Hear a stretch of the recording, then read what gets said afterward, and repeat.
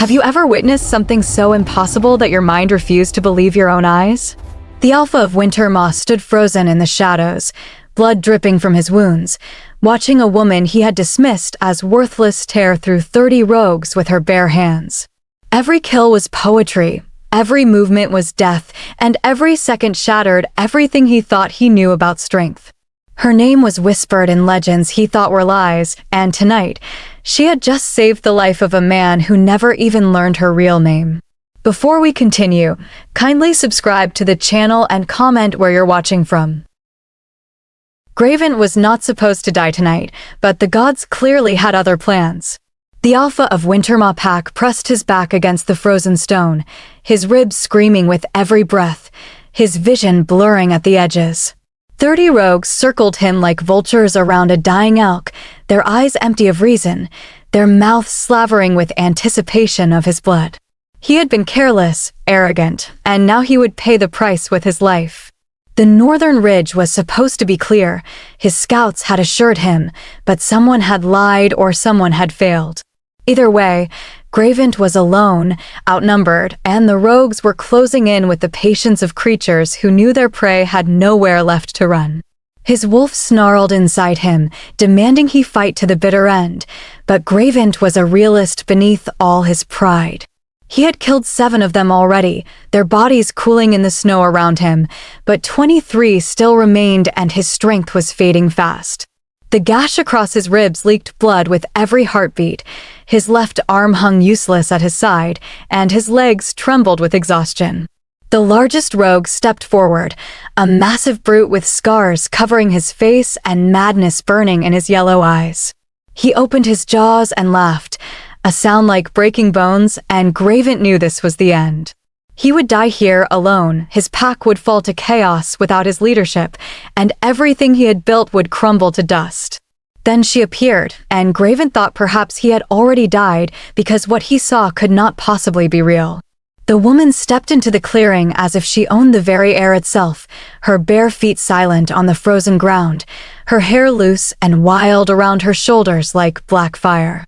She wore only a simple dress that the wind pressed against her small frame, and she carried no weapon, no armor, nothing that suggested she was anything other than prey walking into a den of predators.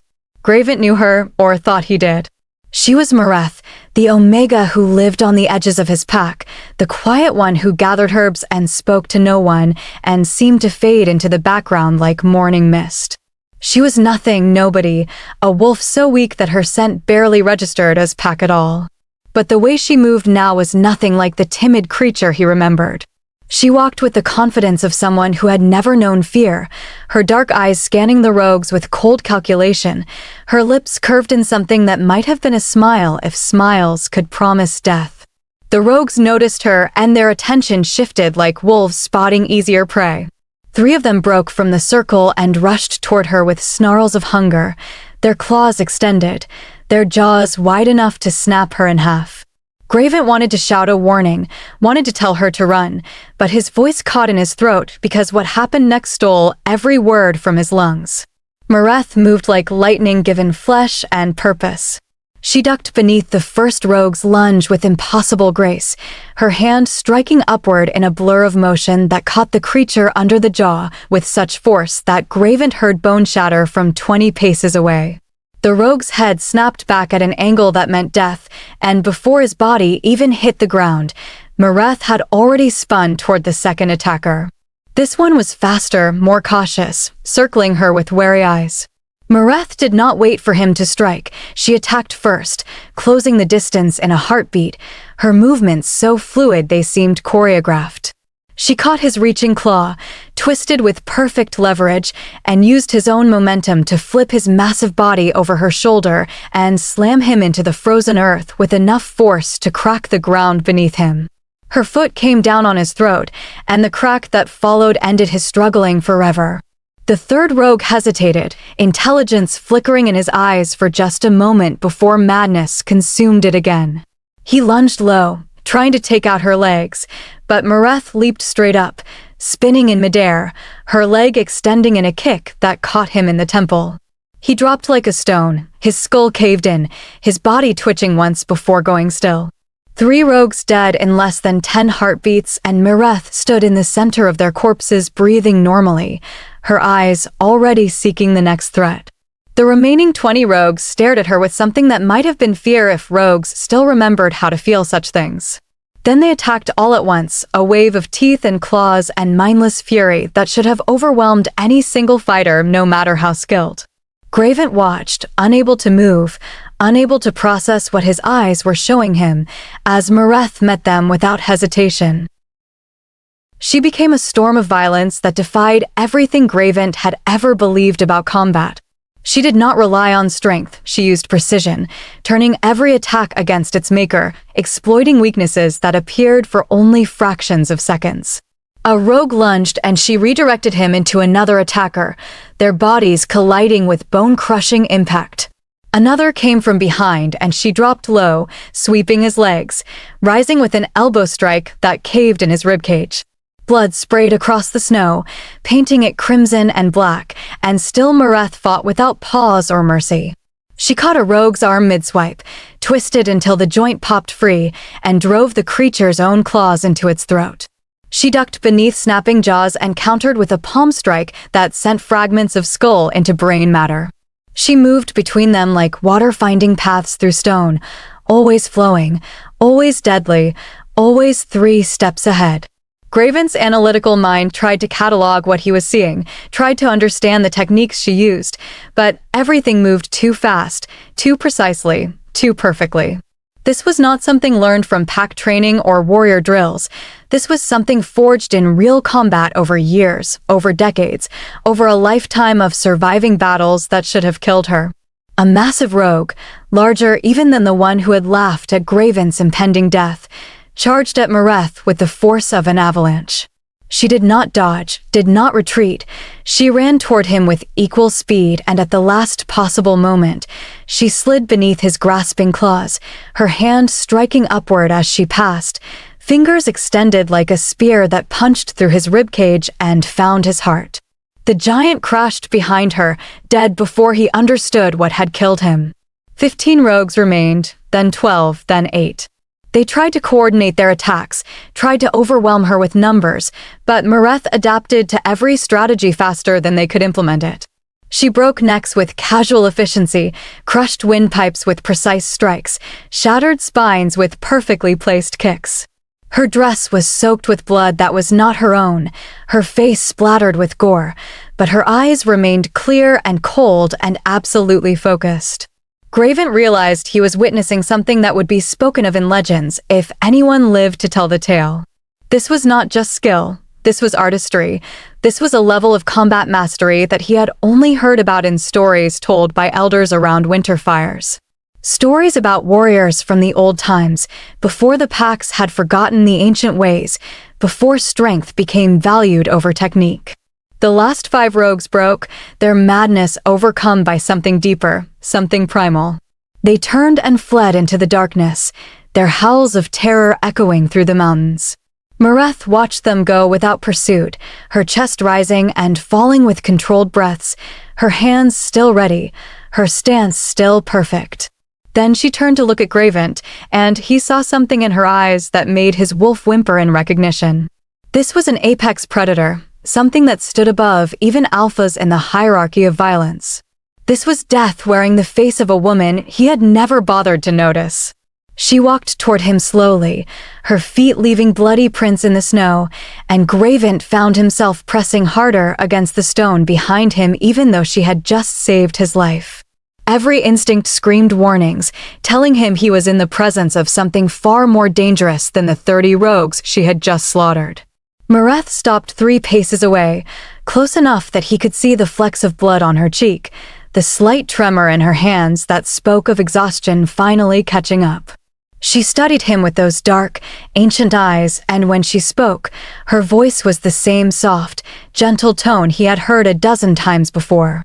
She asked if he could walk, if his wounds needed immediate attention, if he required her assistance to return to the den. The disconnect between her casual words and the carnage surrounding them made Graven's head spin. 25 dead rogues lay scattered across the ridge, their blood steaming in the cold air, and she was asking about his walking ability as if they had just encountered bad weather. Graven tried to speak, but his voice came out broken, barely a whisper. He asked the only question that mattered, the only question that made any sense in this moment of shattered reality. Who was she truly, and what in the name of all the ancient gods had he just witnessed? Mirethva's smile was sad, knowing, and carried the weight of secrets that could break mountains.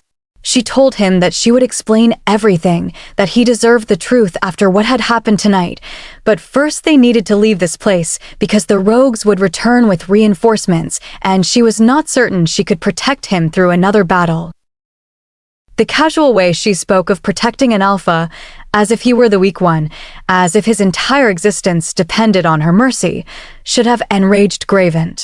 But instead, he found himself nodding, accepting her assessment, letting her help him to his feet because he knew with absolute certainty that she was right. As they walked back toward Wintermaw territory, Graven's mind raced with possibilities and questions. Every time he glanced at Mirethva, he saw not the timid Omega he had known, but something else entirely, something that wore her face like a mask. And the most terrifying part was realizing that she had been living among his pack for 3 full winters, hidden in plain sight, and he had never suspected, never questioned, never seen her for what she truly was. What else had he been blind to, and what did it mean that the greatest warrior he had ever witnessed had been dismissed as worthless because of a scent that marked her Omega? Dawn found Graven sitting in his private den, his wounds bandaged by Mirethva's skilled hands, his mind still reeling from the night's revelations. She had insisted on treating him herself, refusing to let the pack healers near until she had explained everything.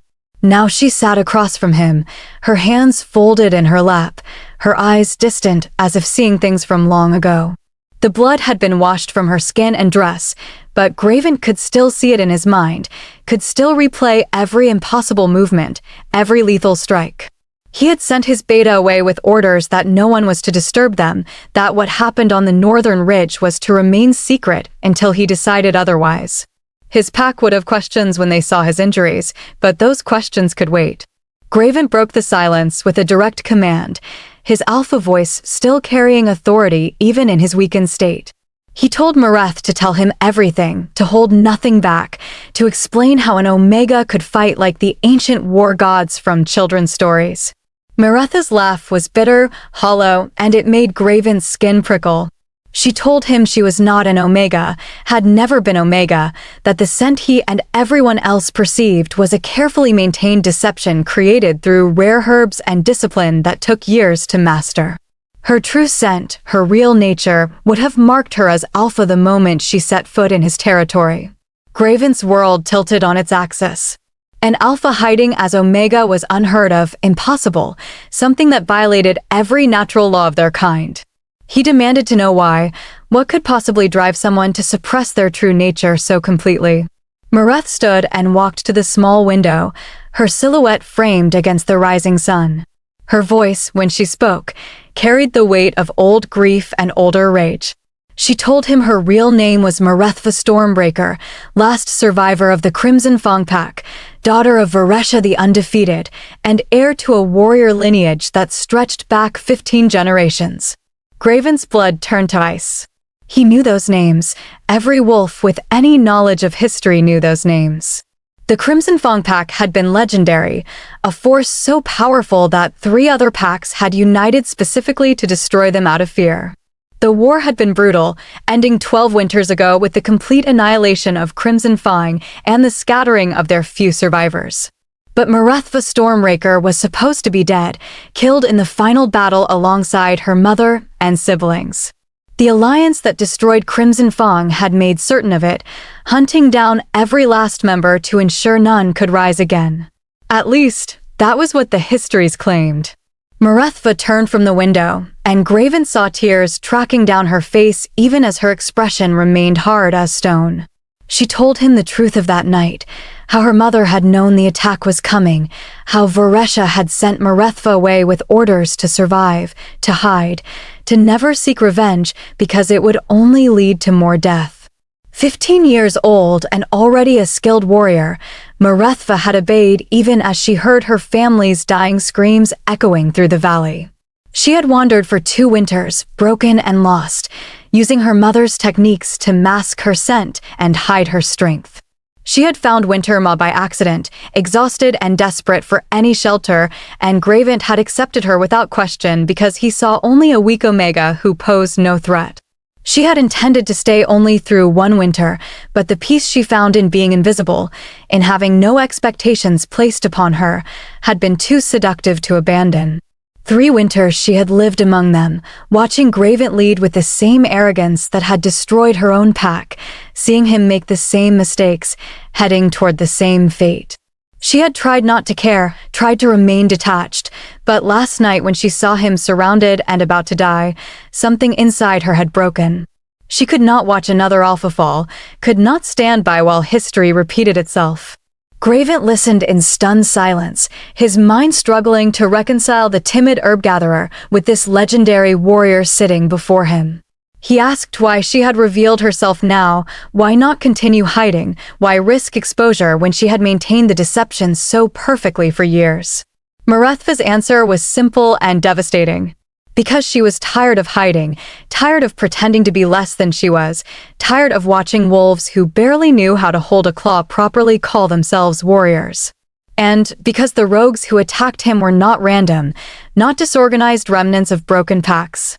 They carried the scent of something ancient and deliberate, something that reminded her of the coordinated assault that had destroyed Crimson Fang. Graven felt his blood chill further. He demanded she explain what she meant, what connection she saw. Mirethva described the way the rogues had moved, the formation they had used, the timing of their attack. These were not mad wolves acting on instinct. These were soldiers following orders, and that meant someone was organizing them, training them, preparing them for something larger. She told Graven that she recognized the fighting style, had seen it before in the wolves who killed her family. The alliance that destroyed Crimson Fang had included a pack called the Blood Moon, led by an alpha named Vascrren. He had been the architect of the assault, the one who coordinated the other packs, the one who personally ensured every Crimson Fang member died. And the techniques the rogues used last night bore his signature style. But that was impossible, Graven protested, because Vascrren was dead, killed 5 winters ago in a territorial dispute. Mirethva's smile was cold and sharp as a knife's edge. She asked if Graven had seen the body, if anyone had confirmed the death, or if he simply believed what he had been told. The implication hit Graven like a physical blow. If Vascrren still lived, if he was somehow controlling the rogues, then this was not just random violence, but the opening moves of something much larger, much more dangerous. And if he learned that Mirethva Stormbreaker still lived, the last heir of the pack he thought he had destroyed, he would come for her with everything he had. Graven's strategic mind began working despite his shock. He asked what Mirethva intended to do, whether she planned to run again, to hide somewhere new, to disappear before Vascrren discovered her survival. The look she gave him made his wolf bow its head in instinctive submission. Mirethva told him she was done running, done hiding, done pretending to be something she was not. If Vascrren wanted her, he could come and try to finish what he started 12 winters ago. But this time she would not be a frightened child fleeing in the night. She would be standing ready with every technique her mother had taught her and 12 years of grief sharpened into a blade. Graven recognized the look in her eyes because he had seen it in his own reflection countless times. This was not just determination. This was the need for vengeance that consumed everything else, that turned wolves into monsters no better than the rogues they fought. He had seen what that path led to, had watched warriors lose themselves in pursuit of revenge until nothing remained but hollow shells. He told Mirethva that if she truly intended to face Vascrren, she would not do it alone, that Wintermaw pack stood with her, that her fight was now their fight. The words came out before he fully thought them through, driven by something deeper than strategy or politics. This woman had saved his life, had revealed truths that could destroy her, and despite everything logical telling him to be cautious, Graven found himself wanting to protect her. Mirethva studied him for a long moment, searching for deception or hidden motives, but Gravent met her gaze steadily. Finally, she nodded slowly, accepting his offer, but she warned him that this path led to war, to blood and loss and suffering that would make the rogue attacks seem gentle by comparison. Vascrren did not forgive enemies, did not show mercy, and if he came for her, he would burn Wintermaw to ash just to reach her. Graven's response was immediate and certain. Then they would meet him with fire of their own, and they would see whose flames burned hotter. But first, they needed to prepare his pack, to train them properly, to transform them from overconfident warriors into true fighters who could survive what was coming. He asked if Mirethva would teach them, if she would share the techniques that had allowed her to kill 25 rogues alone. Mirethva hesitated, and Graven saw the conflict in her expression. Her mother's methods were sacred, passed down through generations, meant only for Crimson Fang blood. Sharing them would be betraying her lineage's most precious secrets. But she had already betrayed those secrets by revealing herself, Graven pointed out, and her mother's techniques would die with her if she fell in the coming battle. At least this way, Voresh's legacy would survive through the wolves she trained, would live on even if Mirethva herself did not. The argument hit home. Graven could see it in the way Mirethva's shoulders sagged slightly, in the way her eyes closed briefly. When she opened them again, she had made her decision. She would train Wintermaw's warriors, would prepare them for the war that was coming, but on one condition. Graven agreed before hearing what it was, which made Mirethva smile genuinely for the first time since he had known her. She told him the condition was simple but absolute. He must stop leading like an arrogant fool who valued pride over survival, must learn to see strength in forms beyond physical dominance, must become the kind of alpha who deserved the loyalty his pack gave him. The insult should have enraged him, should have triggered his alpha instincts to assert dominance. Instead, Graven found himself laughing despite the pain it caused his injured ribs. He agreed to her terms, knowing that she was right, that he had been blind and careless, and that his leadership style had nearly gotten him killed. As Mirethva prepared to leave and get some rest before the difficult conversations ahead, Graven called her back with one final question. Why had she really saved him? What had driven her to abandon 3 winters of careful hiding to protect an alpha she barely knew? Mirethva was quiet for so long that Graven thought she might not answer. Then she spoke, her voice barely above a whisper. Because she had watched her own alpha die while she ran away, had lived with that guilt every day since, and she could not do it again, could not be the coward who survived while leaders fell. Even if Gravent was arrogant and blind, even if his pack was unprepared and overconfident, they were still pack, and she had failed hers once already. She left before Graven could respond, but her words echoed in the empty den long after she was gone. He sat there as the sun climbed higher, thinking about blind alphas and hidden warriors, and the wars that were coming, and he wondered if he had any idea what he had just agreed to, or if he had just signed his pack's death warrant by standing beside a ghost that legend said should stay dead.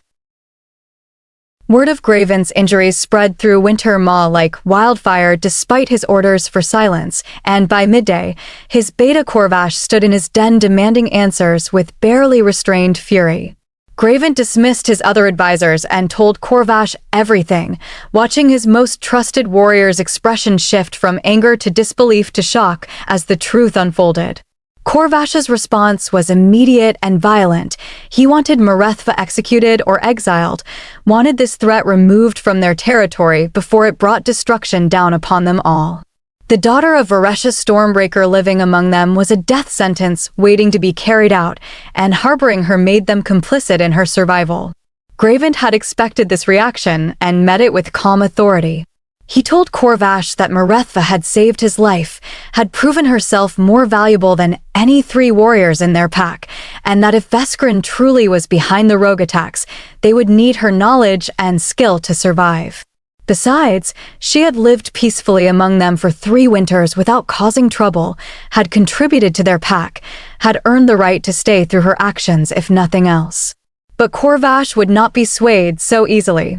He argued that the alliance that destroyed Crimson Fang had done so because they had become too powerful, too dangerous, a threat to every other pack's survival. Varesha had trained warriors who could each match 10 normal wolves, had developed techniques that made them nearly invincible, and her daughter possessed all that knowledge and more. What guarantee did they have that Mirethva would not become exactly what her mother had been? The question hung in the air between them, heavy with implications. Graven admitted he had no guarantees, no promises that could make this decision safe or certain. But he also pointed out that refusing to accept her help would not make them safer. Vascrren would still come if he truly lived.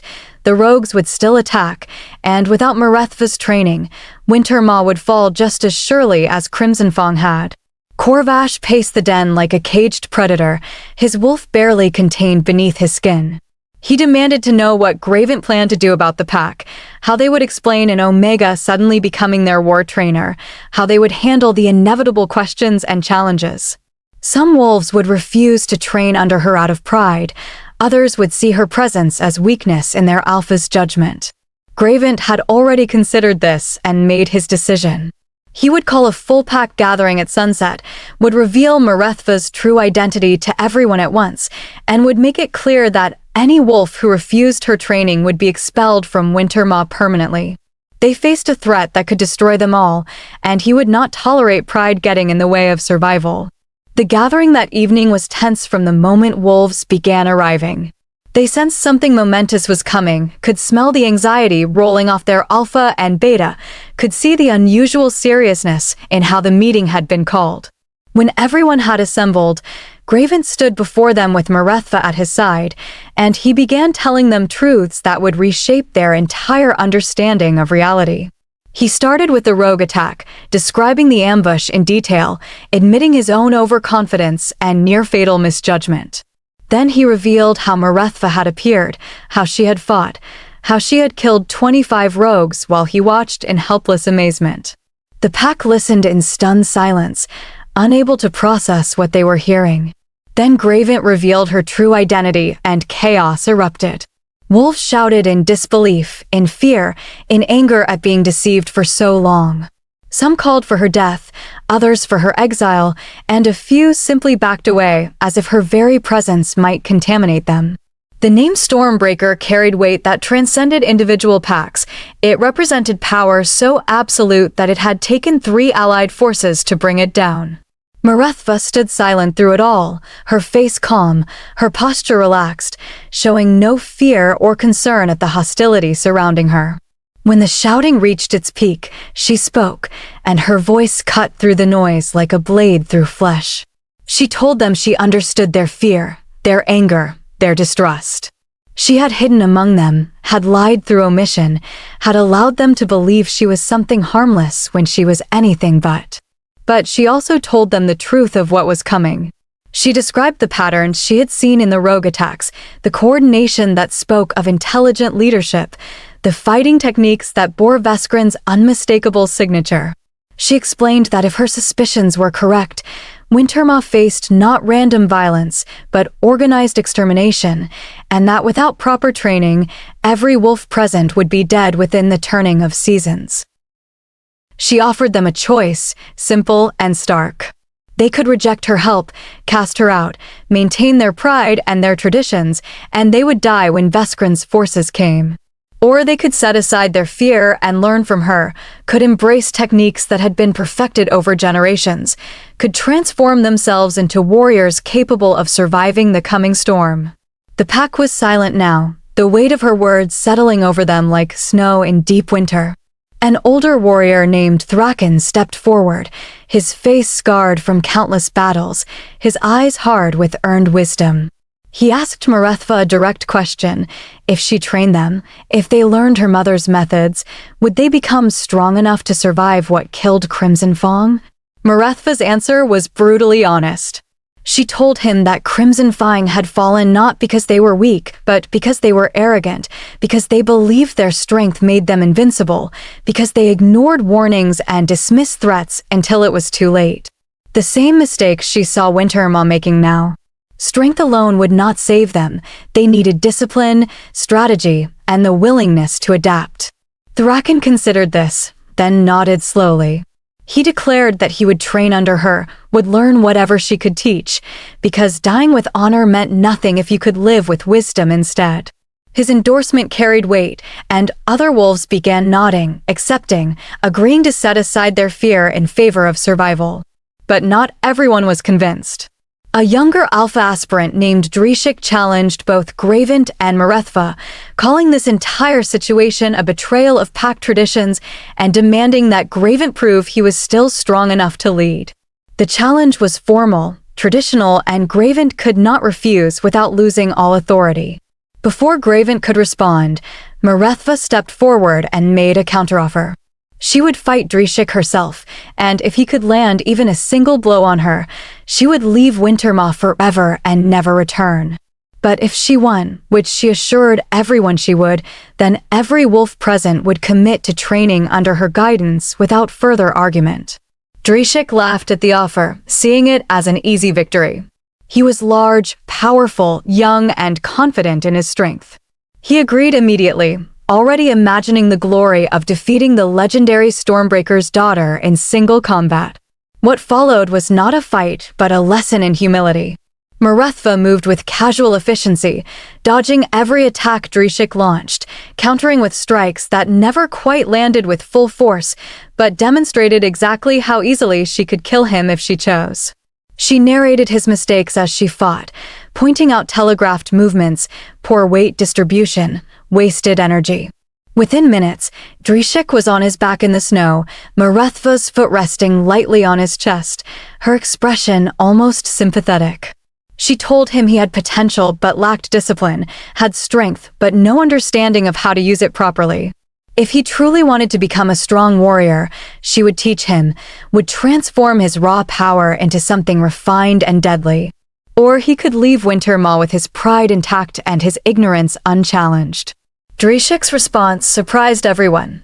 He submitted completely, acknowledging her superiority, asking to be her first student. The sincerity in his voice, the genuine desire to learn, won over the remaining skeptics. If a proud young warrior could set aside his ego, then others could do the same. Graven watched this transformation with something approaching awe. Mirethva had just accomplished in minutes what might have taken him weeks of arguments and political maneuvering. She had not just proven her strength, she had shown why that strength mattered, had made them want to learn rather than forcing compliance. That night, as the pack dispersed to process everything they had learned, Graven and Mirethva stood alone near the central fire. He told her that her mother would be proud of how she had handled the challenge, how she had turned potential enemies into eager students. Mirethva's response was soft and sad.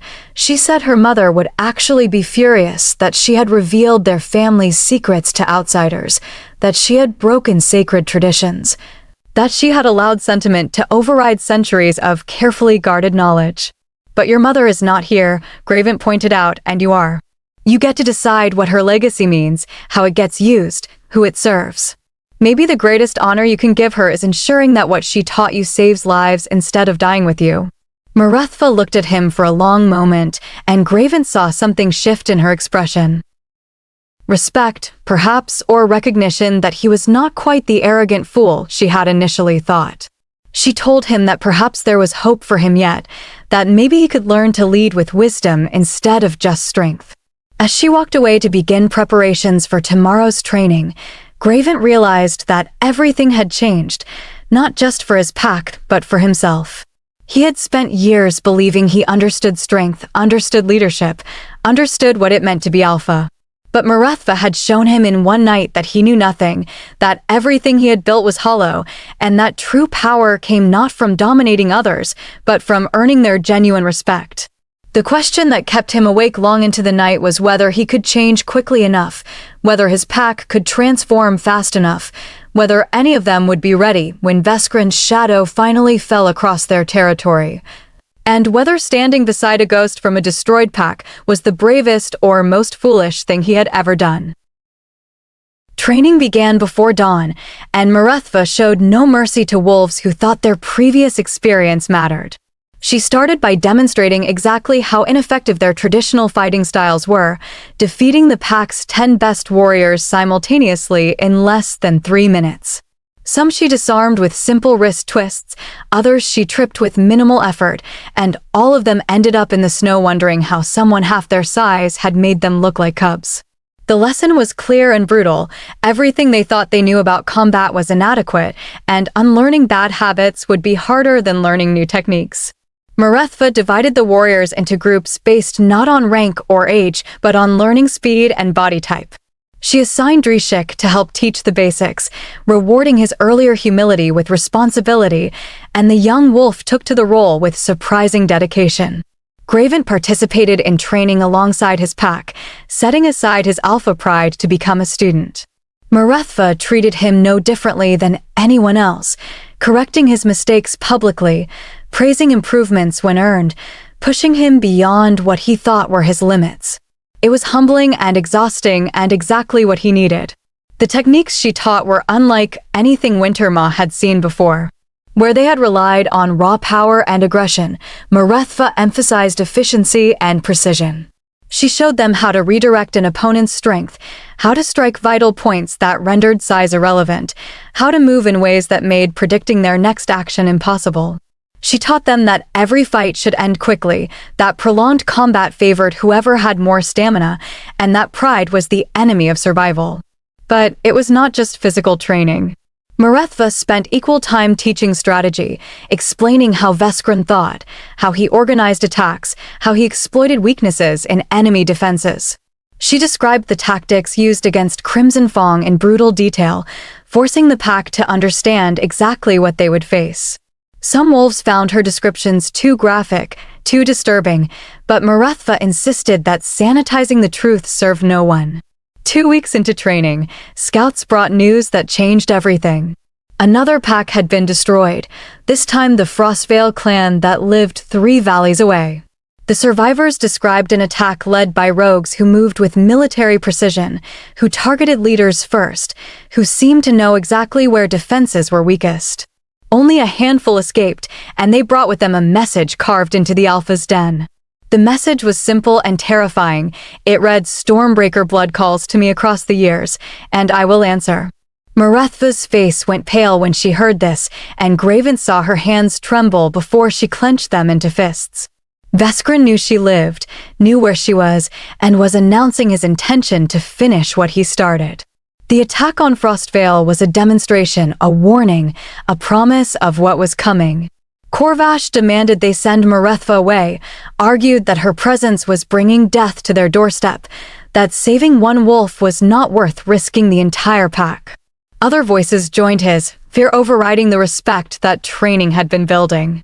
Graven called for silence and addressed the pack with cold authority. He told them that sending Mirethva away would accomplish nothing. Vascrren would still come because they had harbored her, had trained under her, had allied themselves with Crimson Fang's legacy. They were marked now whether they liked it or not, and their only choices were to stand and fight or to scatter and die hunted. He knew which option he preferred. Mirethva spoke then, her voice carrying a weight that silenced all dissent. She told them she would leave if the pack truly wanted her gone, would draw Vascrren away and face him alone rather than bring destruction to wolves who had shown her kindness. But she also told them the truth, that Vascrren would hunt them regardless because they knew too much, had learned too much, represented a threat to whatever larger plan he was executing. Thraken stepped forward again, his old eyes blazing with decision. He declared that Wintermaw did not abandon pack, did not cast out those who had proven themselves, did not run from threats like cowards. If Vascrren wanted war, they would give him war, and they would show him that Crimson Fang's techniques lived on in wolves who valued honor over fear. The pack's mood shifted, fear transforming into determination, uncertainty hardening into resolve. They voted to stand with Mirethva, to face Vascrren together, to prove that some things were worth fighting for even against impossible odds. Graven felt pride swell in his chest, seeing his pack choose courage over safety, seeing them become something better than they had been. But Mirethva's expression remained troubled. That night, she came to Graven's den and revealed new concerns.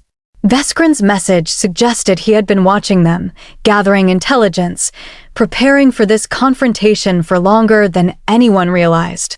The attack on Frostvale was too precise, too perfectly executed, which meant he had scouts everywhere, informants who reported movements and preparations. Graven realized the implications immediately. Someone within their territory or nearby packs was feeding information to Vascrren, someone who knew about Mirethva's presence, about their training, about their strengths and weaknesses. They had a traitor problem, and until they identified the source, every plan they made was compromised. Mirethva suggested a dangerous solution. They should feed false information through channels likely to be compromised, set traps based on predicted responses, and use Vascren's own intelligence network against him. It would require careful coordination and absolute secrecy among a small trusted group. Graven agreed and selected 5 wolves to form this inner circle, himself, Mirethva, Korvash despite his earlier objections, Thraken for his wisdom, and Drishik for his unexpected strategic insight.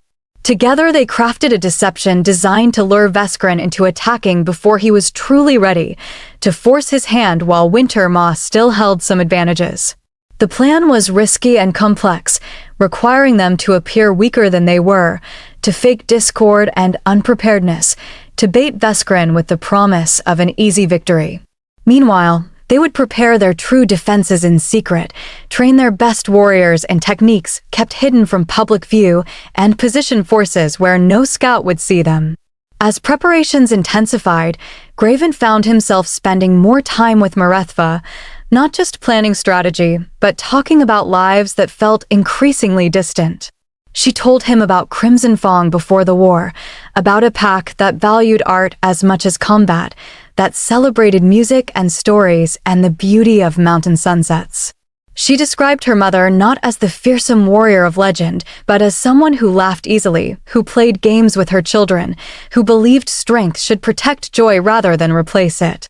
Graven shared his own doubts and fears, admitted that he had become alpha through combat prowess, but had never truly learned to lead, had never understood that being the strongest wolf did not make him the best choice to guide others. He confessed that watching Mirethva teach had shown him what real leadership looked like, and he was not certain he could ever reach that level. Mirethva's response surprised him. She told him that her mother had once said the best leaders were those who questioned themselves, who understood their limitations, who surrounded themselves with people stronger in areas they were weak. Graven had already proven he could change, could learn, could set aside ego in favor of wisdom.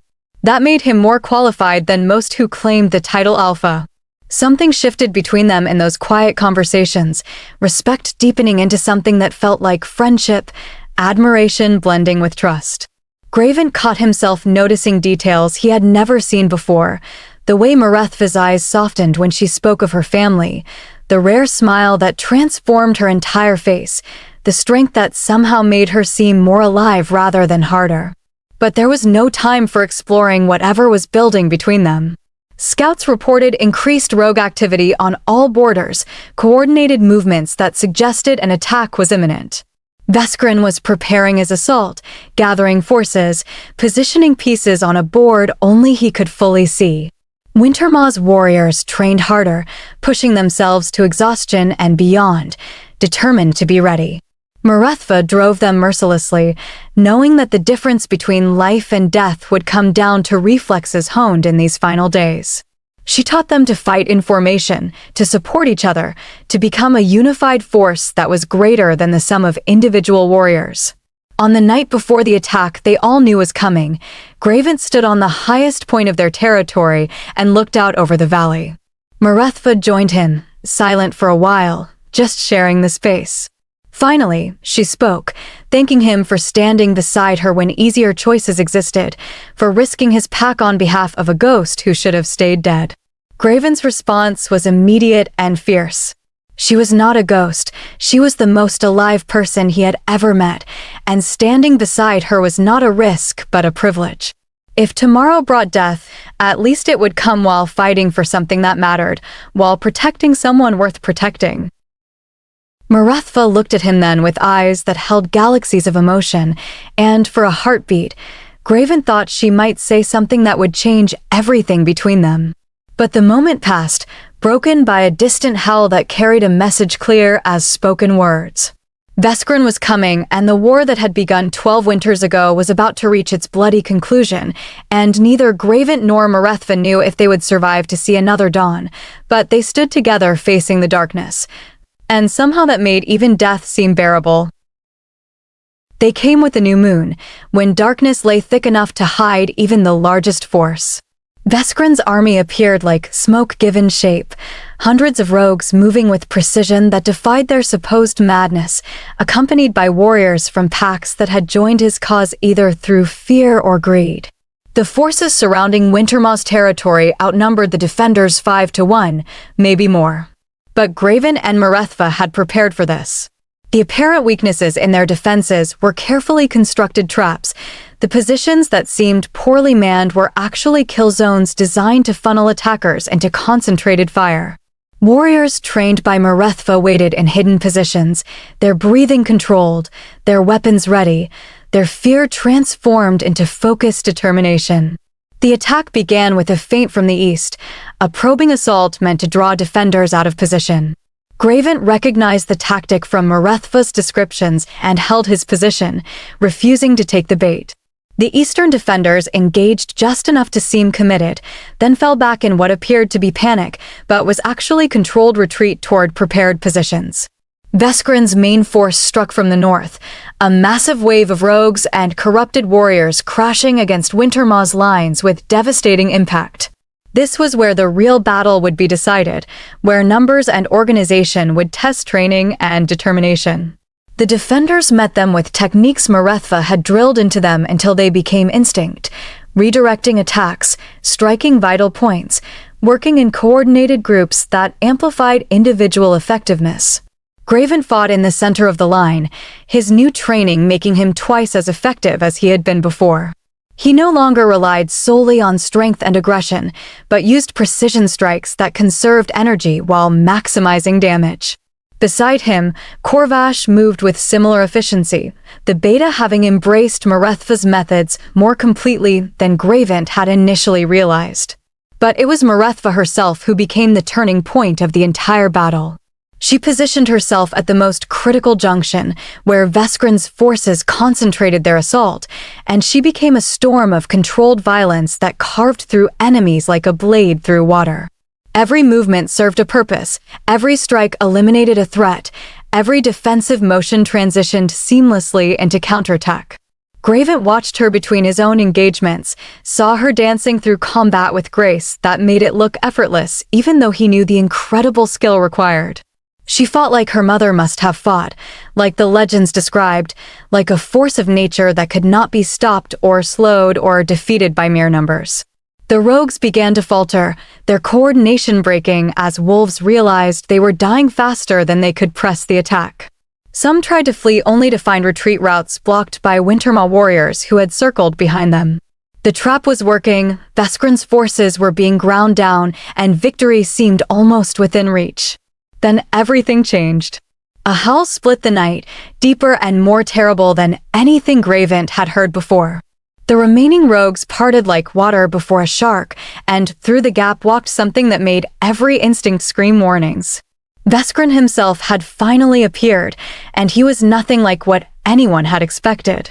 The Alpha of Blood Moonpack stood nearly 8 feet tall in his wolf form, his fur black as void, his eyes burning with red light that seemed to come from somewhere beyond the natural world. Power radiated from him in waves that made weaker wolves whimper and back away. This was not just strength, this was something darker, something that smelled of old magic and forbidden rituals. Mirethva's reaction was immediate and visceral. She abandoned her current opponents and moved toward Vascrren with murder in her eyes, 12 winters of grief and rage focused into singular purpose. She shouted his name like a curse, like a promise, like a declaration of war that transcended individual battle. Vascrren laughed, a sound like breaking bones and dying hopes. He greeted her by her full name and title, acknowledged her mother's skill, admitted that he had always wondered if Varesh's daughter would prove as troublesome as the mother had been. Now he would finally learn the answer, and he would enjoy tearing her apart just as he had enjoyed destroying every member of her bloodline. What followed was a clash that seemed to shake the earth itself.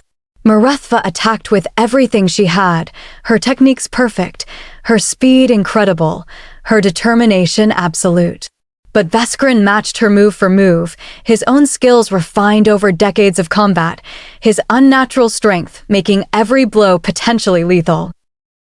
They moved faster than watching eyes could follow, trading strikes that would have killed normal wolves instantly, testing each other's defenses, searching for weaknesses that did not seem to exist.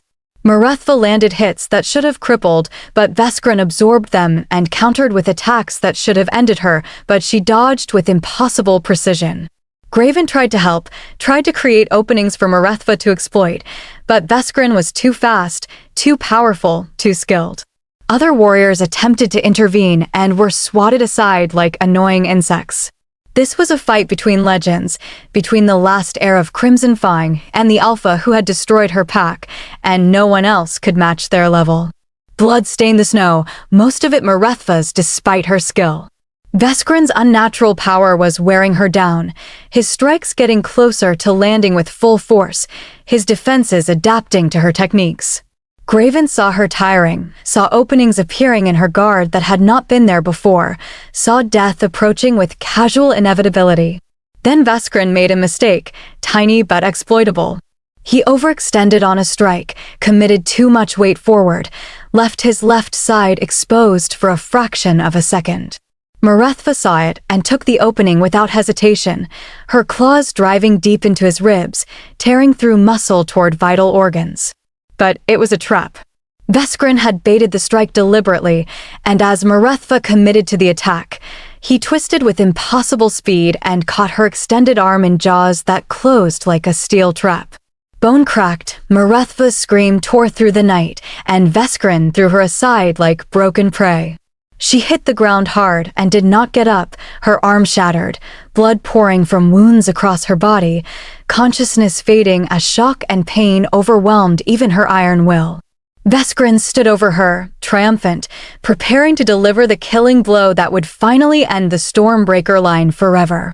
Graven moved without thought, driven by something deeper than strategy or survival instinct. He threw himself between Mirethva and Vascrren, taking a strike meant for her across his shoulders that drove him to his knees. Pain exploded through his body, but he stayed upright, positioned himself as a shield, made himself the target instead of her. Vascrren paused, genuinely puzzled. He asked why Graven would throw his life away for a wolf who was not even from his pack, why an alpha would sacrifice himself for an outsider who had brought nothing but trouble to his territory. The question held genuine curiosity, as if Vascrren truly could not understand the concept. Graven's answer came through gritted teeth and absolute conviction. Because she was worth saving, because some things mattered more than survival, because love made you do stupid things that somehow felt like the only choice that made sense. The words surprised him even as he spoke them, realization crystallizing in the moment between life and death. Vascren's laughter was cruel and mocking. He told Graven that love was weakness, that caring made you vulnerable, that he would kill them both and use their deaths as lessons to teach other packs what happened to those who harbored enemies of Blood Moon. He raised his claws for the final strike.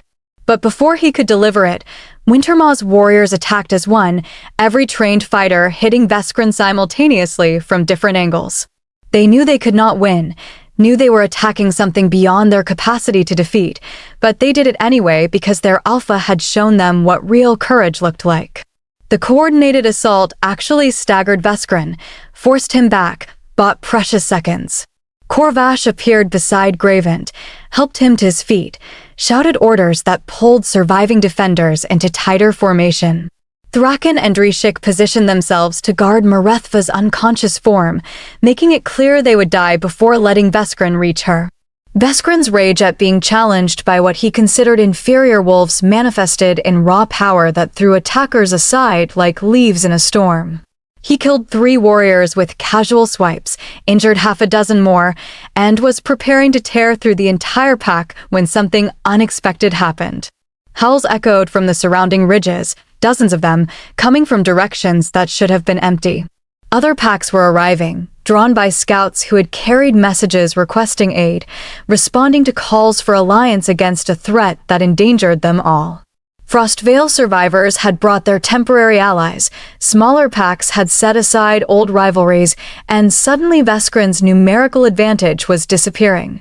The Blood Moon Alpha assessed the changing battlefield with cold calculation. He could still win, could still slaughter everyone present, but the cost would be higher than planned and reinforcements might continue arriving. He made a strategic decision, calling for retreat, pulling his forces back with the promise that this was not over, that he would return and finish what he started. As Vascrren withdrew, he delivered one final message aimed at Graven. He told the Wintermaw Alpha that choosing love over strength had sealed his fate, that when they met again, Graven would watch everyone he cared about die slowly, and only then would Vascrren grant him the mercy of death. It was not a threat but a promise, delivered with absolute certainty. Then he was gone, his forces melting into darkness, leaving behind carnage and wounded warriors and the knowledge that they had survived but not won.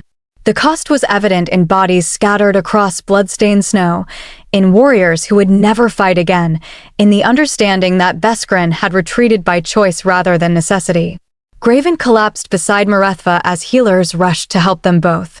He held her remaining good hand, felt her pulse flutter weakly, watched her chest rise and fall with labored breathing. She had come so close to avenging her family, had fought with everything she possessed, and it still had not been enough. As consciousness faded from blood loss and exhaustion, Graven's final thought was a question that would haunt him if he survived to wake again. How could they possibly defeat an enemy like Vascrren, and what price would they have to pay to protect someone he now realized he could not imagine living without?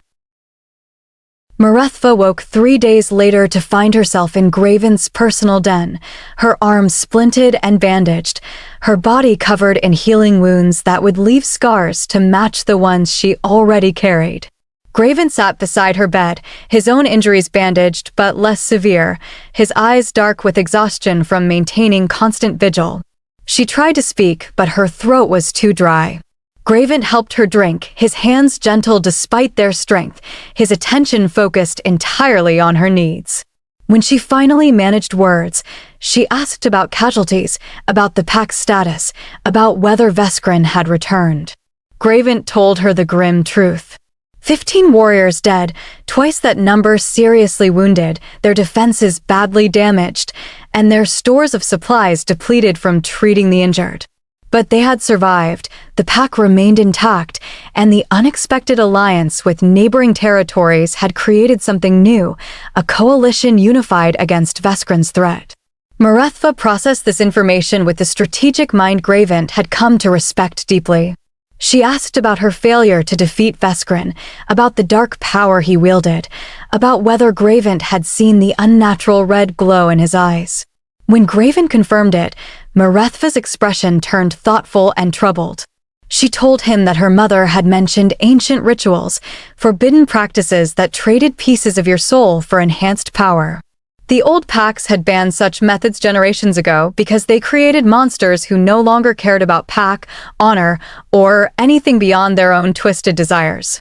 If Vascrren had embraced those dark paths, it explained his unnatural strength and his complete lack of empathy. But it also meant he was vulnerable in ways normal wolves were not. The rituals required constant reinforcement, drew power from sources that demanded terrible prices, and created weaknesses that could be exploited by those who understood them. Mirethva admitted she did not know the specifics, that knowledge had been lost when Crimson Fang fell, but there were places where information might still exist. Ancient archives, hidden libraries, wolves old enough to remember when such things were studied before being forbidden. If they could find those sources, could learn what Vascrren had done to himself, they might discover how to counter his power or at least level the fighting field. Graven listened carefully, then shared his own realization. He told Mirethva what he had said to Vascrren in the heat of battle, the admission about love that had surprised him even as he spoke it. He expected her to mock him or dismiss it as combat-induced delirium, but instead, her eyes filled with tears that she did not try to hide. She told him that she had been falling for him slowly over the past months, had tried to fight it because love meant vulnerability, and she had sworn never to be vulnerable again after losing her family. But watching him throw himself between her and Vascrren, seeing him willing to die so she might live, had shattered every wall she had built around her heart. They talked through the morning and into afternoon, sharing truths they had been avoiding, acknowledging feelings that had grown despite every logical reason to resist them. Mirethva admitted that choosing to stay at Wintermaw, choosing to reveal herself and train the pack, had all been driven partly by the connection she felt to Graven even when he was too blind to notice her. Graven confessed that learning to see her, truly see her, had changed something fundamental in how he viewed the world. She had taught him that strength came in forms he had never imagined, that leadership meant serving rather than dominating, that the most powerful thing you could do was admit when you were wrong and choose to become better. Their conversation was interrupted by Corvash, who brought news that demanded immediate attention. Emissaries from 4 different packs had arrived requesting formal alliance, wanting to join the coalition against Vascrren, seeking Mirethva's training for their own warriors. Word of the battle had spread quickly, and the story of how Wintermaw had survived against impossible odds was inspiring others to stand together. But there was more troubling news as well. Scouts had discovered evidence that Vascrren was gathering an even larger force, recruiting from packs Gravent had thought were honorable, corrupting wolves with promises of power similar to what he wielded. The next attack would make the previous one seem like a minor skirmish, and it would come soon, before the coalition could truly organize. Mirethva tried to rise from bed, insisting she needed to begin preparations immediately, but her injured body refused to cooperate. Frustration and fear warred across her features until Graven gently pushed her back down. He told her that she had taught them well, that the techniques she shared would spread through the coalition, that other wolves could handle training while she focused on healing. More importantly, he needed her alive and whole for the real battle, not broken and useless because she pushed herself too hard too soon. They would search for information about Vascren's dark rituals together once she recovered, would find the weaknesses they needed, would face him again when they were truly ready. Mirethva wanted to argue but saw the wisdom in his words. She agreed to rest, to heal, to let others carry the burden for a while. But she made Gravent promise that he would not face Vascrren again without her, that they would stand together or not at all. Gravent promised, sealing it with a gesture both traditional and deeply personal. He placed his hand over her heart and felt her place her good hand over his, a bond recognized by ancient pack customs as commitment that transcended simple alliance. They were bound now, alpha to alpha, warrior to warrior, heart to heart. Over the following weeks, Mirethva recovered slowly while the coalition grew stronger. Pack emissaries came and went, sharing intelligence, coordinating defenses, learning from the techniques she had developed. Drishik proved surprisingly capable as a teacher, spreading Mirethva's methods with enthusiasm that infected others. Thraken organized the strategic planning with wisdom earned over decades. Gravent led it all, but he led differently now. He listened more than he spoke, valued input from unexpected sources, made decisions based on collective wisdom rather than personal pride. The transformation in his leadership style rippled through the coalition, creating a unity built on respect rather than forced through dominance. Mirethva also changed during her recovery. She began teaching not just combat techniques, but the philosophy behind them, sharing stories about Crimson Fang's culture, helping others understand that strength should serve life rather than replace it. She was creating a legacy her mother would recognize, honoring the past while building something new. 3 months after the battle, a wandering elder arrived at Wintermaw requesting sanctuary. He was ancient beyond measure, his eyes clouded with time, but his mind remained sharp. He claimed to have known Varesha Stormbreaker, claimed to possess knowledge about the dark rituals that Vascrren had embraced, claimed that he had been searching for Mirethva since learning she survived. Graven and Mirethva met with him privately, uncertain whether to trust claims that seemed too convenient. But the old wolf shared details about Crimson Fang that only someone who had truly known them could possess, described Varesh's fighting stance with precision that made Mirethva gasp, and finally revealed the information they needed. Vascren's power came from a ritual called the Devouring, where an alpha consumed the hearts of defeated enemies to steal their strength. It granted incredible power, but slowly eroded everything that made someone truly alive, turning them into hollowed vessels driven only by hunger for more power. The process could not be reversed, but it could be disrupted. The weakness lay in the ritual's foundation. Because Vascrren drew power from consumed hearts, his strength was distributed across multiple sources rather than centered in one. Destroying or corrupting enough of those sources would destabilize the entire structure, causing it to collapse catastrophically. The Elder described a counter-ritual, dangerous and complex, that could sever Vascren's connection to his stolen power. But it required three things that seemed almost impossible to obtain. First, blood from someone of Vascren's original pack before he became corrupted.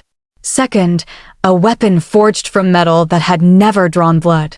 Third, the willing sacrifice of someone who loved the person performing the ritual, their life force used to power the counter-magic. Mirethva and Graven listened in growing horror, understanding the implications. The first two requirements were difficult, but potentially achievable through research and careful searching. The third was a death sentence for whoever volunteered, and neither of them could imagine asking someone to make that sacrifice. But they also knew this might be their only chance to truly defeat Vascrren rather than simply surviving his attacks. The Elder warned them that time was running short, that Vascren's power was growing unstable from overuse, that he would need to conduct another devouring soon or risk the entire structure collapsing on its own. That made him desperate and therefore more dangerous than ever. Graven and Mirethva spent days discussing options, arguing about risks, searching for alternatives that did not exist. In the end, they made a decision that terrified them both. They would gather what they needed, would prepare the counter-ritual, would face Vascrren one final time with weapons that might actually harm him. But they absolutely refused to consider the third requirement, the willing sacrifice.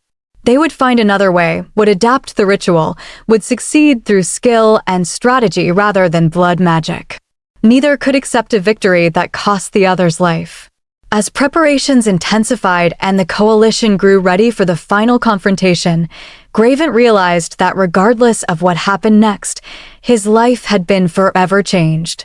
He had started as an arrogant alpha who measured worth in scars and dominance, and he had become someone who understood that love was not weakness, but the greatest strength of all. Mirethva had transformed as well, from a ghost hiding in shadows to a leader who inspired others through example, who shared her mother's legacy with generosity rather than guarding it jealously, who had learned that allowing yourself to care was not betraying the dead but honoring them. On the night before they would march to find Vascrren and end this war one way or another, they stood together under stars that witnessed their bond. Graven told Mirethva that whatever happened tomorrow, knowing her had made him better than he would have been alone. She responded that saving him had saved her as well, had given her purpose beyond vengeance, had reminded her that life was worth living for reasons beyond simply surviving.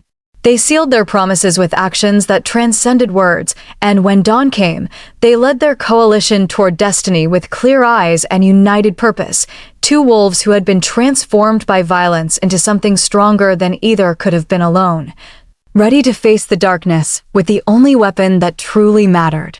The question that would be answered in blood and fire and sacrifice was whether love could truly defeat power bought with corrupted souls, and whether two broken wolves who had found each other across grief and war could forge a future from the ashes of everything they had lost.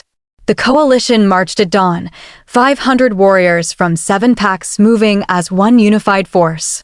Graven led from the front with Mirethva at his side, both carrying weapons forged according to the Elder's specifications. They had found what they needed through desperate searching, blood from Vascren's long-dead sister preserved in an ancient vial, and blades crafted from virgin iron that had never tasted violence. They found Vascren's stronghold in the Blackrock Mountains, a fortress carved from stone and defended by hundreds of corrupted wolves. The battle that followed was brutal and unforgiving, the coalition pushing forward through waves of defenders while Graven and Mirethva drove toward the center where Vascrren waited. The Blood Moon Alpha stood in his throne room, surrounded by the preserved hearts of his victims, each one pulsing with stolen life force that fed his unnatural power. He welcomed them with mocking laughter, confident that even their numbers could not overcome what he had become. The fight was everything the previous battle had been and more. Vascrren moved with speed that defied sight, struck with force that shattered stone, healed from wounds that should have been fatal. But Mirethva had studied his patterns, understood his techniques, and she guided Graven through coordinated attacks that slowly wore him down. The virgin blades worked, cutting through Vascren's defenses in ways normal weapons could not, severing his connection to the stolen hearts one strike at a time. Blood mixed with Vascren's sister's essence disrupted his rituals, causing his power to flicker and falter. For the first time in 12 years, fear entered the Blood Moon Alpha's eyes. But he was not finished. In desperation, Vascrren attempted to complete another devouring right there, reaching for the nearest heart to restore his failing strength. Mirethva saw the danger and acted without hesitation, throwing herself between Vascrren and his power source, her blade piercing the preserved heart and destroying it. The backlash was catastrophic. Energy exploded outward as the ritual collapsed, and Vascren's stolen power began tearing him apart from within. He screamed in rage and agony, his form twisting and breaking as decades of corrupted strength consumed him. Graven drove his blade through Vascren's chest in that moment of vulnerability, and the Blood Moon Alpha fell. His reign of terror ended forever. The Coalition's victory cry shook the mountains, but Graven only had eyes for Mirethva. She stood beside him, wounded but alive, her face showing exhaustion and relief and something like peace. They had won without the terrible sacrifice the ritual demanded, had proven that skill and unity could overcome even corrupted power. In the months that followed, the coalition transformed into something permanent. The 7 packs formed an alliance built on mutual respect and shared values, with Graven and Mirethva leading as joint alphas of a new order. They established training centers where Crimson Fang techniques were taught alongside other traditions, creating warriors who valued precision over brute force. Wintermaw flourished under their leadership. The pack that had once dismissed an Omega without seeing her true worth now welcomed wolves of all strengths and backgrounds, judging them by character rather than birth. Graven's transformation from arrogant alpha to wise leader inspired others, proving that change was possible for anyone willing to embrace it. Mirethva found something she thought lost forever when her family died. She found home, found purpose, found love that honored her past while building toward a future. She carried her mother's legacy forward not through isolation and grief, but through teaching others, through sharing knowledge that saved lives rather than hoarding it. On the anniversary of the night, she had fought 30 rogues to save an alpha who could not see her. Graven and Mirethva stood together, overlooking their territory. He asked if she regretted revealing herself that night, if she wished she had remained hidden and safe. Mirethva's answer was immediate and certain. She told him that hiding had never been safety, only slow death of everything that made life worth living. Stepping into that clearing had been terrifying and necessary, the moment she chose to live again rather than simply survive. Graven pulled her close, and they watched the sunset paint the mountains in shades of gold and crimson. The scars they both carried would never fully fade. The memories of battles fought and loved ones lost would always remain, but they faced the future together, stronger for what they had endured.